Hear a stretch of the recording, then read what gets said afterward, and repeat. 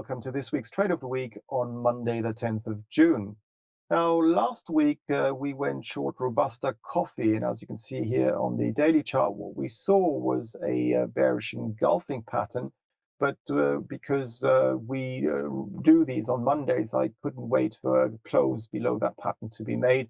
And I thought this pattern was valid, and therefore a reversal to the downside was being seen just below the April high, which is why we went short around 4,140, thinking that we would see a decline taking us back towards this long-term uptrend line here. But instead, what happened is that the Robusta coffee price actually hit a new high here, multi-year high, as you can see, and basically stopped us out because we had a stop loss just above that April high. So this led to a small loss with regards to that position. Now, if you haven't stopped out your position, you might be once again on side with this one, and in that case perhaps you can let it run and just place your stop loss above the high seen last week.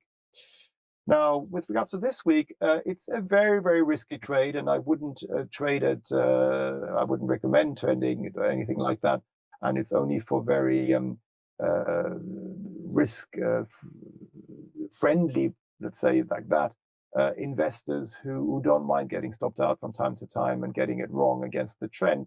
But what I'm seeing is negative divergence on the daily and weekly charts on the Nasdaq 100, and we've had two sessions last week on Thursday and Friday. We had these more or less doji patterns, all of which pointing towards a potential reversal to the downside. Now, what I would do here is only go short if we were to fall through Friday's low at 18,903. Only a fall through there would potentially lead to a reversal to the downside being seen. And only then, if we were to go short on a break lower there, on a limit order there, or a stop loss order, I should say there, then we could trade that perhaps with a stop loss just above the high at 19,115. So very tight stop against the trend, very risky.